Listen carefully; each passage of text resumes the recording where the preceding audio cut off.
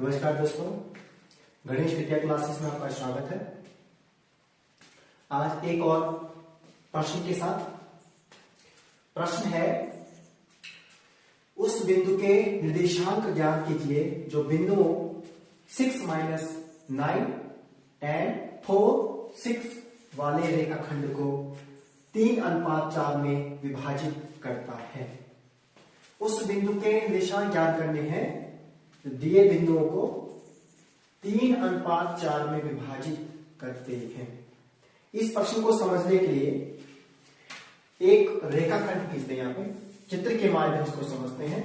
मैंने रेखाखंड पे सपोज ए बी को रेखाखंड खींचा,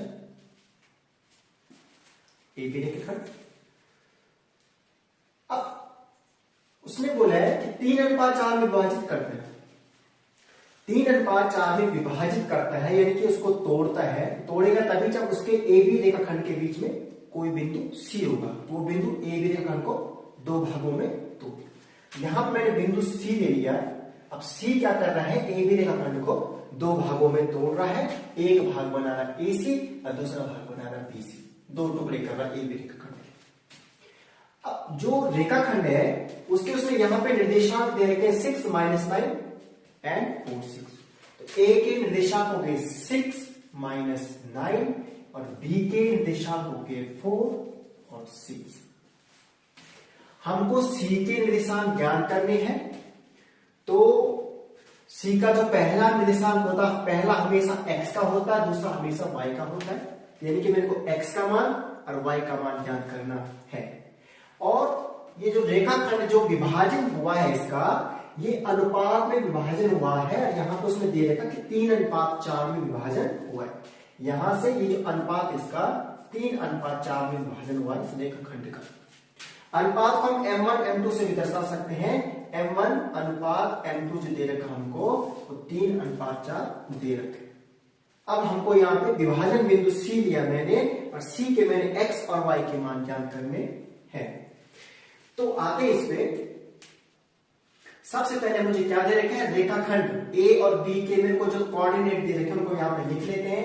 x1 मेरे पास है, A का जो पहला ही मान होगा वो 1 होगा, x1 हो जाएगा 6 और x2 मेरे को दे रखा है x2 यानी कि दूसरे वाले बिंदु का पहला निर्देशांक 4, x2 4। y1 हमें दे रखा है पहले बिंदु का दूसरा वाला निर्देशांक -9। y2 हमें दे रखा है, y2 इक्वल टू दूसरे वाले बिंदु का दूसरा निर्देशांक दे रखा है 6, आ गया 6। और अनुपात दे रखा हमको M1 इक्वल टू हो जाएगा 3 और M2 इक्वल टू हो जाएगा 4।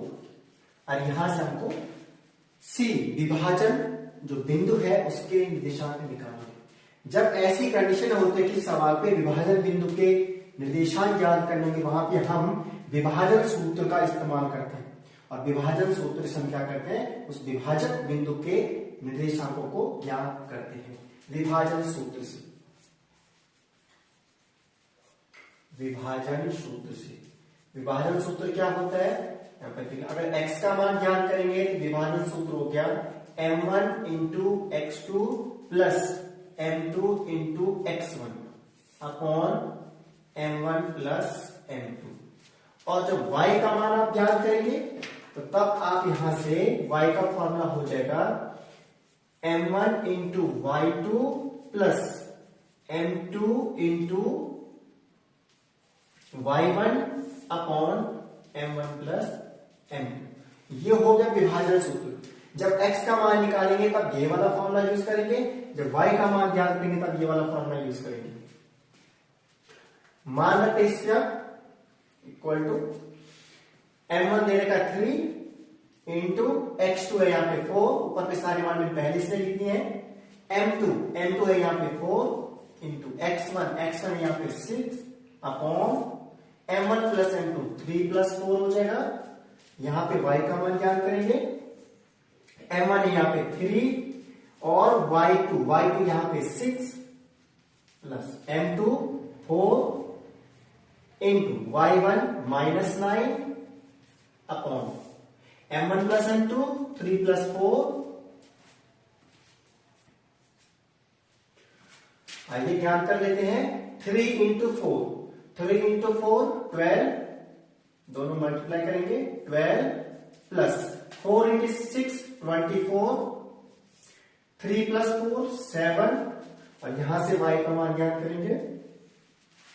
3 into 6 18 plus 4 into minus 9 minus 36 upon 3 plus 4 7 equal to 24 plus 12, यहां पे जोड़ो दोनों को 6 और 213 अपॉन 7